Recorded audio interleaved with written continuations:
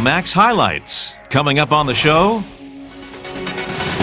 Looking ahead, Euromaxx tests the hotel room of the future. Looking smart, top designers turn champagne bottles into works of art. Looking Swish, a Swiss company makes top-of-the-range skis from granite. Euromaxx highlights. And here's your host, Robin Merrill. And a very warm welcome from Berlin. Starting our show today is a man we could be hearing a lot more about in the coming years, the opera singer Tony Henry. He's already a star in his home country, Britain, and his record company is now promoting him in the rest of Europe. He can sing, has a charismatic personality, and he's a marketing man's dream. As we found out when he came here to Berlin and never stopped entertaining from the moment the cameras rolled. Okay. You ready? Penso che un sogno così non ritorni mai più. An impromptu performance in a trendy Berlin optician shop. In addition to singing, Tony Henry is also passionate about sunglasses.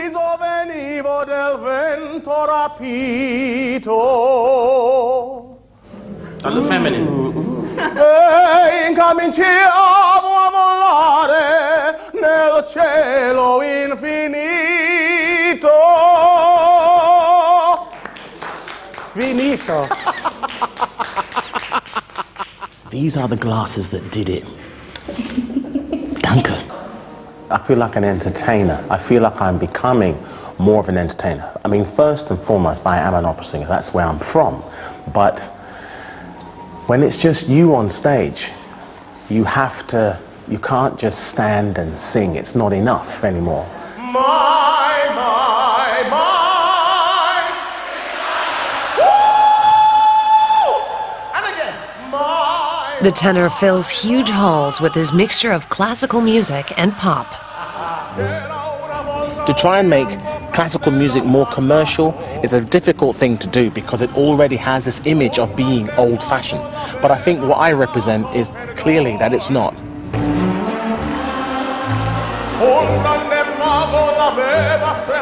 It was Tony Henry's big dream to become an actor and dancer. He financed his studies at the London Rambert School of Ballet by working in a restaurant kitchen.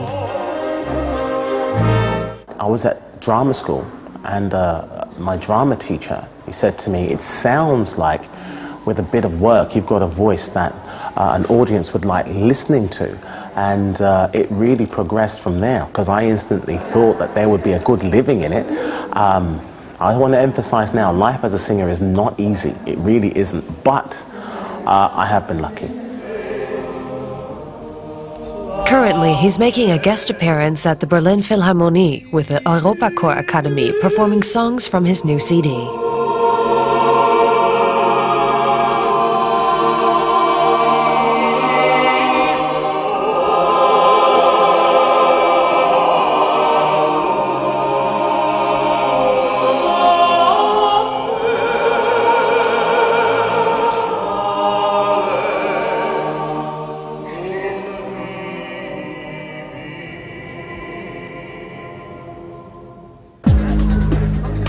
Tony Henry likes casual clothes and rap music. But he decided to become an opera star rather than a rapper. The CD, it's an exploration in a way that I can define myself as an artist. Because I have been fortunate, I've been allowed to really explore this avenue to find out where I want to go musically. It's a big cross-section and I'm quite proud of it.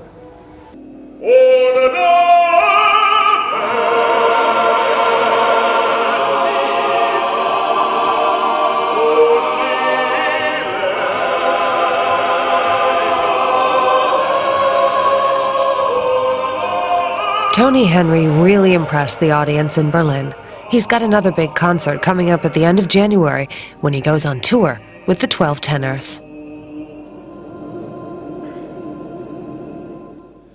Thomas Demand from here in Berlin spends weeks, sometimes months, constructing three-dimensional realistic models of spaces or rooms, which he makes from paper.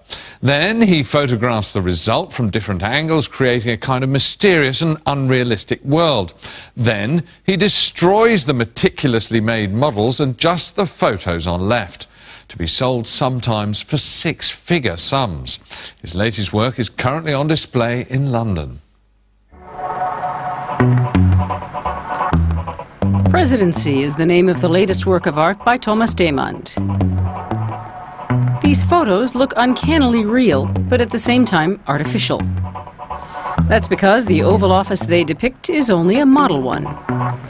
In his Berlin studio, Demand reconstructed a one-to-one scale model of the Oval Office, a room that's familiar to many from pictures. What appealed to me about the Oval Office is that it's so visible. We all know it inside and out, like the Eiffel Tower. Anything omitted, altered or moved would be immediately apparent because we all know the room's furniture and inhabitants so well. With a little help from his assistants, Demand made the model out of paper and cardboard in a space of 3 weeks. The blue carpet is made of confetti. The eagle out of chocolate bar wrapping. Demand used a centuries-old Italian cardboard folding technique to achieve the perfect drape of the curtain, using this angel as a reference. But was all that work for nothing? Demand has since destroyed his model Oval Office. Why? It's always a relief to get rid of these things again. The whole process is part of the work, from the research to the realization of the actual sculpture, and I do think they're sculptures, to the documentation of the sculpture. The Spruitmagers Gallery in London is currently showing this documentation in the form of 5 large-format photos.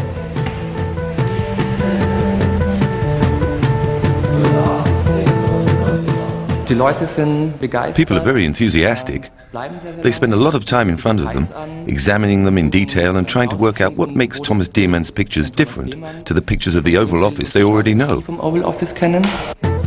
Closer examination reveals that the stars on the flag are missing, for example. Demand bases his work on thousands of photos, from pictures of Ronald Reagan eating his cornflakes to Sarah Palin and Henry Kissinger seated at the desk. But how much of his Oval Office is fact and how much fiction? I set out to find a happy medium between the myth of this room and the reality of it. I decided at an early stage that I would create a hybrid. I'd use Bush's curtain, Reagan's floor, and the carpet from the West Wing. I wanted to show the Oval Office as we imagine it, as we remember it. Demand's interest has always been in the way people imagine things, like the abandoned kitchen in the hideout of former Iraqi dictator Saddam Hussein, or the archives of controversial filmmaker Leni Riefenstahl.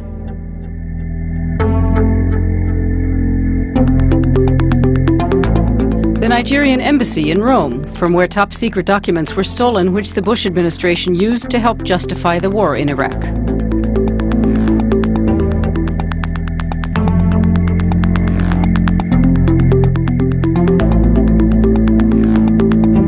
Demand has exhibited all over the world. In 2005, the New York Museum of Modern Art hosted a solo exhibition of his work.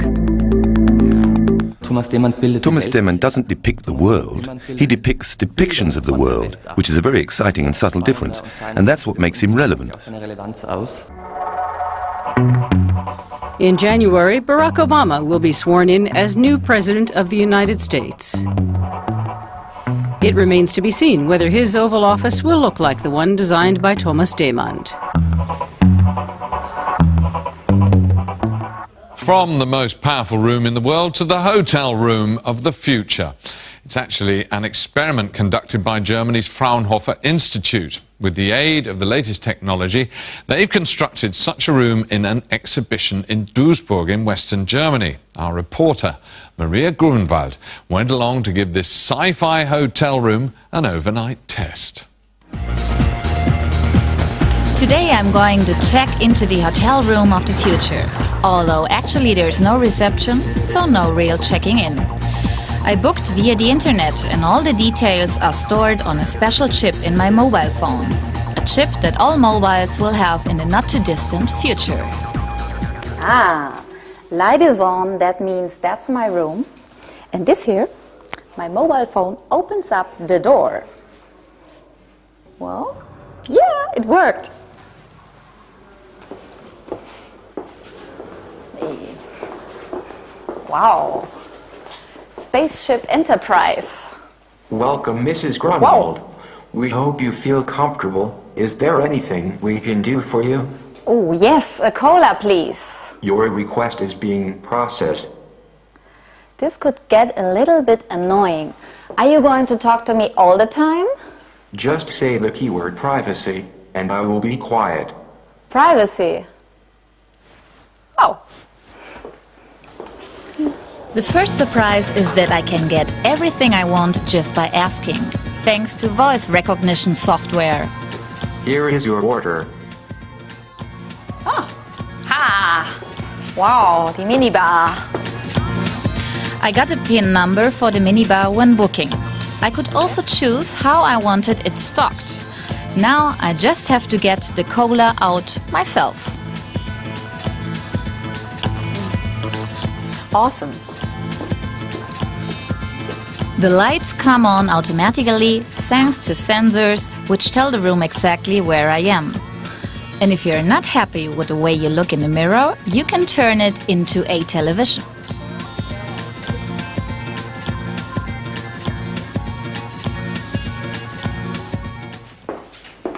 This isn't just a window with a view. They told me I can also watch television here, surf the internet, and even upload my pictures. So, let's test it.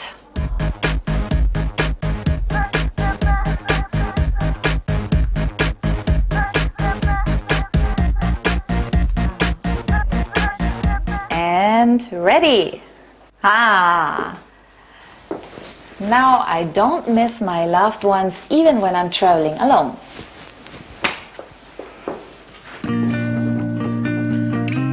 The Fraunhofer Institute spent 220,000 euros developing the hotel room of the future. Researchers have put a lot of work into finding ways to make the guest stay as comfortable as possible and into making the guests feel relaxed with all this technology. But now the project leader is visiting me. Why is the research here so important? We didn't want to just do theory, we wanted to apply it too. And so we used this room for the technology, for example the sensors, the lighting, the display solutions, which you can try out today. And will the hotel visitor of tomorrow get the standard everywhere? No, there isn't the visitor of tomorrow. There are simple retirees, business travelers, young people, who all have different needs and will come up with tailor-made solutions for them. When can we start enjoying all of this? It should all be possible in the year 2020 at the latest. And now the ultimate mattress test. The mattress is firm enough, but this bed can do a lot more. Hello, room. Please rock the bed. No problem. Hey. Well, research has shown that these movements help us to relax. I must say I would love to enjoy this service in every hotel. But maybe if I fall into a long enough sleep, I will wake up in that perfect future. Good night, room. Good night. Trailers are an essential part of promoting a film or a TV programme. And now, for the first time, books are being promoted with short films too. This is because of the low costs and the far-reaching effects of the internet. An online book trailer can cost as little as €800 to make, and some of them are works of art in their own right. It's a new idea in the book business, using short films to convey the content and style of a book. Of course, publishers have to be careful not to give too much of the story away. It's a bit of a balancing act. Der Buchtrailer sollte From our point of view, the book trailer should manage to convey the atmosphere of a thriller or a novel. According to the genre in the book being shown, it should recreate that on another aesthetic level, namely through film. Zumindest die Atmosphäre eines Thrillers oder eines Romans anzudeuten. More and more publishers are making film trailers to promote their books. In an ad for British author Nick Hornby's new book, Slam, a passage from the novel is illustrated on film. In this case, the trailer tells the story of Sam, a 15-year-old boy who thinks he may have gotten his girlfriend pregnant. Jetzt ist Alicia vielleicht schwanger. Und damit geht meine Geschichte erst richtig los. This type of advertising appeals to young people in particular. When they want to find out about new books, they're more likely to turn to the internet than the newspaper. The Bertelsmann publishing house has also recognized this trend. Our budgets are modest, and we want to reach a large number of readers. The internet is becoming increasingly important, so we considered how we could make exciting ads for books on the internet and also attract a younger target audience. It's not enough just to display the cover and add a bit of text. All books have that. Bertelsmann has even created a competition for students, helping the publisher come up with creative book trailers at minimal cost. This preview, promoting the German translation of a French novel, La Louve Blanche by Thérèse Révé, won first prize, along with this trailer advertising Baudelaire's famous collection of poems, The Flowers of Evil. Ruft sehnlich die Ruhe an, das Herz voll düsterer Träume. Durch die alte Vorstadt streifend, wo an baufälligen Fassaden die Jalousien hängen, hinter denen die Unzucht sich... The book's illustrations come to life through the use of computer animation. Book trailers are becoming a whole new art form in themselves. Sicher und zarten scheint. This format, using moving pictures to promote books, is gaining importance.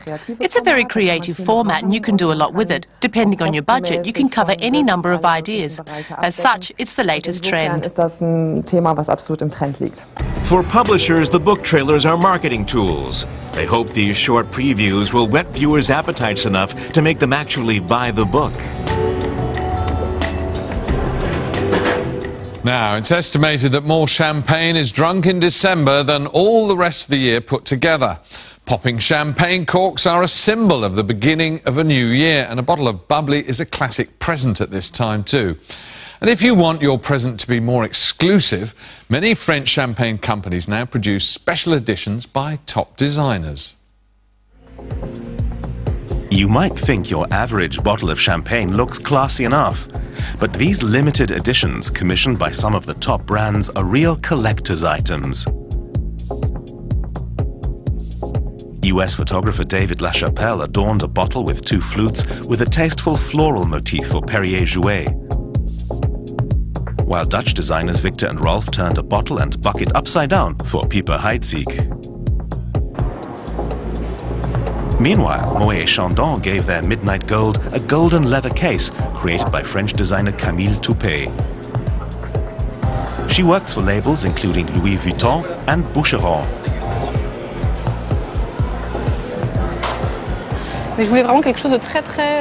I was after a very snug, feminine design with as little stitching as possible and lots of subtle detail, the sort you often get with bags and gloves. The bow can be removed, for example, and used as an accessory of some kind, like a bracelet. Italian haute couture designer Maurizio Galante collaborated with Pommery and kept to his signature look. He likes denim and glitzy applications, such as beaded pins.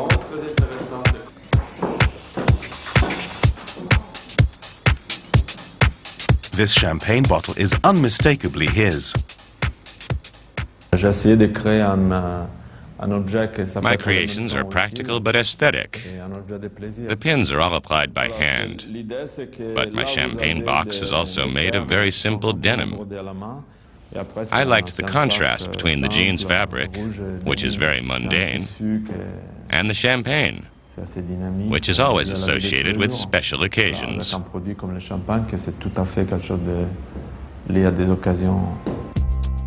Fashion and champagne go way back. The top champagne brands have long been commissioning limited editions from designers, such as Jean-Paul Gaultier, Jean-Charles de Castelbajac, and Thierry Mugler. Last year, Karl Lagerfeld worked on the Dom Pérignon campaign starring Claudia Schiffer. It certainly doesn't hurt sales. The designer editions are so popular, they usually sell out fast. They're always limited editions, so we only stock a few bottles. The connoisseurs always come along and buy them up immediately. If you can't find them in the wine stores, you might have better luck in a designer furniture shop. You'd probably rather look at this striking creation for Mumm by artist François Xavier than drink it. The 5 glass spheres made of Murano glass each contain a bottle of champagne and cost €700 a pop. From exclusive champagne to some rather exclusive skis made by a small company in Switzerland. Exclusive in that they're only produced in small numbers, but also because they're the only skis in the world to use stone as a raw material. You wouldn't think that granite could be flexible, but these skis, designed by Simon Jacomet, prove that is not the case. Designer sports equipment, carefully crafted by hand. Zai skis are even more special than they appear. The core of the silver Zai Spada ski is made of granite.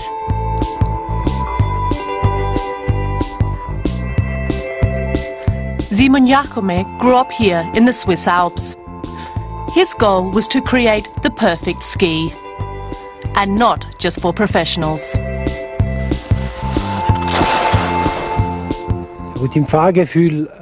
The ski is designed to optimize all the criteria. It's very light, so it has turning agility. But it's a strong, high-performance ski, so it works when the conditions are a bit trickier and at high speed. And it's very forgiving. That's what I was hoping to accomplish. A ski that would make it possible for everyone to push the boundaries a bit, to improve, to have fun stretching their limits. Zai skis are handcrafted in the town of Dicentis in the Grisons Alps region. Some 900 pairs are produced each year. The company plans to continue to limit production in order to appeal to an exclusive market.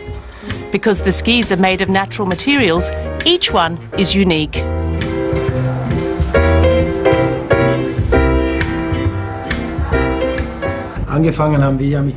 This was our first model, which we now call the Zai Classic.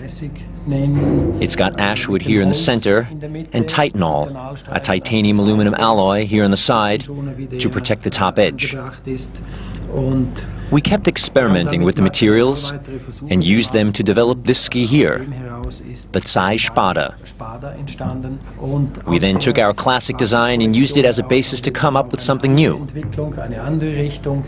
The Spada ski combines wood with a new material, a carbon fiber material. So that was another challenge. The Zai Spada is truly unique.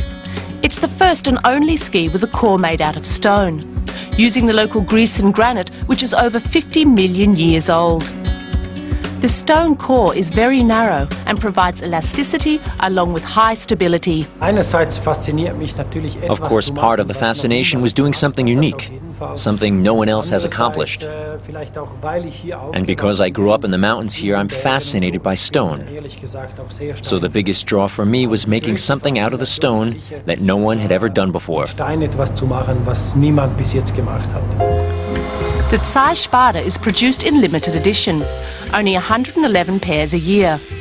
In 2008, it received the Red Dot Award for design.